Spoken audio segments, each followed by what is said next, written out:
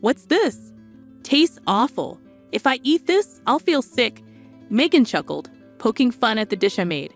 I had tried it earlier and it seemed fine to me. Megan was just being picky. Andy and I had spent 3 days getting ready for this dinner. We were thrilled when we heard that our eldest son and his wife were coming over. Looking back, Andy and I felt silly for getting our hopes up. Megan's rude behavior and Benny just going along with her wore us out. We felt distant from them. Keeping a relationship with Megan felt impossible. Maybe we need to set some clear rules with her before I talk to Megan about it. Andy reached for the dish. I'm Katie, a 70-something homemaker living with Andy. We have a son, Benny. He graduated from a fancy college, got a job in a big company, and moved to Boston. 2 years back, he said he was getting hitched. The girl he introduced as his fiancée seemed nice. Benny said after the wedding, they'd move closer to us and wanted to bond, especially Megan. We were cool with it, but wondered about Megan. Benny assured us she was thrilled and wanted to get close to us. So we were on board with their plan. Around 2 months after tying the knot, Benny and Megan stuck to their word and relocated close to us. We were looking forward to bonding with Benny and getting to know Megan better, but reality hit us hard. Benny switched from his main office to a branch in our town, thinking it'd work out fine, but life wasn't as easy. The issue was Megan's spending habits. Even when Benny was earning well at headquarters, Megan had a habit of overspending. And when Benny's paycheck took a slight hit after the transfer, Megan's spending didn't slow down. It actually got worse. No matter how much Benny brought in, Megan used up most of it, leaving them in a tough spot. Ben was never one to fuss over his looks and lived a simple life. Benny was always hustling to earn more and rarely had time to visit us. Megan wasn't around much either, making their move nearby seem pointless. Even though they were close by, we hardly ever saw them. Benny was always caught up in work, and we were hesitant to directly reach out to Megan. It felt heartbreaking knowing Benny was going through a tough time. Despite his struggles, we tried to help by sending them $1,000 every month. We wished we could give more, but with Andy retired and us living on a pension, it was all we could manage. Every time we sent money, Benny would express his gratitude, but his voice sounded weary, which pained us deeply. We wanted to support him as his parents, so we decided to help in any small way we could. On our days off, we'd spend time with him, take him shopping, and treat him to a meal. When Benny and Megan were away, we cleaned their house for them. We knew these gestures couldn't solve all of Benny's problems, but doing something felt better than doing nothing. 2 years went by, and Benny's situation didn't improve. Seeing him struggle, we felt compelled to do something. We came up with a plan to invite Benny and Megan over for a meal. Knowing Megan might not accept a simple dinner invitation, we decided to go all out and prepare a lavish feast to tempt them. When I suggested this to Andy, he hesitated because he wasn't confident in his cooking skills, but he took the initiative and even went out to buy the ingredients. To our delight, the promise of a feast did the trick, and both Benny and Megan agreed to come over for 3 days and nights. Andy and I busied ourselves with preparing the meal while Benny and Megan showed up at our doorstep in the afternoon. They appeared to unwind, shedding the stresses of their daily lives. Benny seemed particularly worn out, prompting us to offer him our bedroom to rest. As Benny headed off to rest, Megan, seemingly unaware of our cooking efforts, lounged on the sofa, engrossed in the TV. Suddenly, she strolled into the kitchen and bluntly questioned, "Why are you putting in so much effort?" Taken aback by her abrupt inquiry, we were unable to respond before she continued, "Seriously, what's the point? Are you enjoying this? If you have spare time, why not find work and make some money? Retirement must be tough, huh?" Her mocking laughter filled the room. I stepped forward. Isn't it impolite to speak like that when you're invited for a meal? Where's your respect for your in-laws? A little decency wouldn't hurt. Megan's face flushed red. Are you trying to pick a fight with me? Do you think your words don't sting?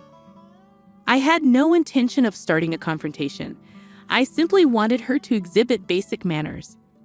However, seeing her twist my words and become defensive left me speechless. Megan, apparently satisfied with her outburst, returned to the living room. Andy looked dismayed, but we had dinner preparations to focus on, so we tried to regroup. Suddenly, from the hallway, we heard Megan's voice escalating. "Why are you always against me? Can't you support me just once? I'm your wife." Alarmed, we hurried out to see what was going on. Megan stood by the bedroom door, and Benny, who should have been resting, was there too. "Why won't you stand by me? Why are you siding with your parents?" Megan shouted, clutching Benny's shirt. Sensing the situation spiraling out of control, we intervened. "Let's calm down. What's happening here?" Andy held Megan back while I approached Benny to understand what was going on. Weary, Benny recounted what had occurred. He had been trying to get some rest in the bedroom after a long day at work, but was startled awake by a slamming door. Upon investigating, he found Megan in a state of fury. She vented about feeling harassed and labeled me as the problem. Benny was bewildered and overwhelmed. In her heightened emotions, Megan misinterpreted Benny's silence as taking our side, and she began questioning his loyalty as her husband. Benny, still groggy from sleep, struggled to comprehend the situation and felt powerless. Megan's anger only escalated upon seeing Benny's confusion, leaving him caught in the middle and visibly drained. I confronted Megan, saying, "It's not okay to wake up and yell at your exhausted husband. Do you understand how strange you're acting?" Megan, perhaps feeling trapped, mumbled a half-hearted apology, but her eyes showed no remorse. Despite the tension, we gathered around the table for dinner. We had prepared ribeye steaks and fresh seafood from the local market, trying to offer the best.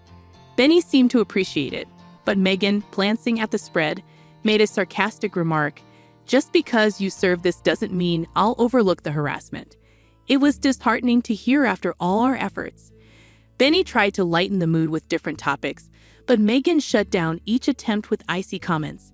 I told her, "You need to change your attitude," but she simply ignored me. The TV was off, so I knew she heard me. Honestly, I felt dejected realizing that she deliberately ignored me. Feeling discouraged, Andy tried to comfort me. We managed to say grace before the meal, but after Megan tasted the dish, she exclaimed, "What's this disgusting mess? I'll get sick from eating this." She laughed mockingly, leaving me speechless at her cruelty. But she didn't stop there. "You're deliberately trying to make me sick with this food, aren't you? Going to such extremes just to torment me. You're truly wicked, mother-in-law." Her words dripped with disdain, causing my hands to tremble with anger. Why must we endure this? How can Megan treat others so cruelly? Seeing Benny so exhausted, why doesn't she feel any inclination to help? Why does she brush off our kindness? I had so much I wanted to express to Megan, but the right words eluded me. However, I couldn't let her behavior continue unchecked. Sensing my frustration, Andy reached for his plate. I've remained silent until now, but I've reached my limit. Andy's usually calm demeanor transformed into something intimidating when he was angry. It had been a long time since I'd seen him so upset. With his anger still simmering, Andy declared, "I'm severing ties with you. Leave immediately." Andy's voice boomed as he confronted Megan. Even Megan appeared startled, her face paling. "What's this, father-in-law? How could you say such things to your daughter-in-law? Do you find joy in causing trouble? I never imagined you, father-in-law, would stoop so low," she shot back, tears welling in her eyes. But despite Megan's protests, Andy stood firm. "I don't care if you call it harassment. I can't consider you family anymore. Leave." Andy's words made Megan realize the severity of the situation. "Fine, I'll go. From now on, I want nothing to do with you or mother-in-law. You'll regret this," she declared, packing her belongings and departing. I asked Benny if he wanted to go after her, but he seemed resigned. "It doesn't matter," he muttered, focusing on his meal. So we opted to let her go, fearing another confrontation if Benny followed her home. We decided he would stay the night. Benny appeared relieved, preferring not to face Megan at that moment. For the first time in ages, we enjoyed some genuine family time. We swapped stories, aired grievances about Megan, and even camped out in the living room, reminiscing about old times. The cramped couch reminded me how much Benny had grown. However, our peace was short-lived. The next morning, the doorbell rang, jolting us awake. As anticipated, it was Megan. Scanning the room, I confirmed it was indeed Megan at the door. As Benny, Andy, and I debated our next move, the door was pounded loudly. "Mother-in-law, I know you're in there. Where's Benny?" "He's here, isn't he? Let him out." Megan's words filled me with dread. Handing Benny over to her now could only make things worse. So we agreed to let Megan in and have a conversation. As soon as the door opened, Megan barged in, fixing me with a hostile glare. "You think you can steal someone's husband? That's outrageous," she yelled, her anger palpable. But her accusations no longer affected me. "That's a harsh way to put it. We simply offer him a place to stay because of the way you've been treating him. He made the choice, not me. Blaming me is unfair, don't you think?" Megan's face blushed crimson. "You're the worst mother-in-law and father-in-law for allowing this behavior. Stay away from us forever." Her words held no sway over us. Andy and I were prepared to sever ties with Megan. Tension hung thick in the air until Benny's words changed everything. "I can't do this anymore. Let's get a divorce." Benny's words stunned Megan, her face still flushed with anger. "Divorce? Seriously? You're choosing your parents over me?" Her tone softened, and she pleaded with Benny, her eyes filled with desperation. But Benny stood firm. A wife who neglects her responsibilities and parties constantly versus my parents, who've always been there for me. The choice is obvious. Megan, still unconvinced, argued, "They're just manipulating you. Once they have you, they'll abandon you too." Baseless accusations. We never abandoned Benny, but Megan, eager to portray us as villains, hysterically shouted, "You're trying to take Benny away from me. Do you hate me that much?" At this point, it was unclear how to calm her down. Then, unexpectedly, Benny slapped Megan across the face. The room fell silent, shocked. Megan struggled to comprehend what had just happened. "You've not only been a burden to me, but also to my parents. Aren't you ashamed? I hoped you'd come to your senses, but I was wrong. Please don't say such things. I love you, please reconsider. My decision is final. From now on, we're strangers. Don't ever call yourself my wife again." Megan looked defeated. No one reached out to her. Eventually, she left, realizing there was no point in arguing. In the following days, Benny stayed with us as he initiated the divorce proceedings, which were recently finalized. Megan was hesitant to sign the papers, so they had to involve lawyers. Fortunately, Benny had evidence of Megan's extravagant spending habits, which helped him secure the divorce. He also sought compensation in court. Due to his deteriorating health from stress and overwork, Benny was unfortunately diagnosed with a lifestyle-related illness. Megan's parents eventually paid the settlement, leaving Benny indebted to them. Megan now works tirelessly day and night to repay them. After the divorce, Benny continued to reside with us for some time. We wanted to give him a reprieve, especially considering all he had endured. Today, Benny has regained his footing and is working diligently as ever. While life may present him with more challenges, we will always be there for him as his parents, offering our unwavering support in every possible way.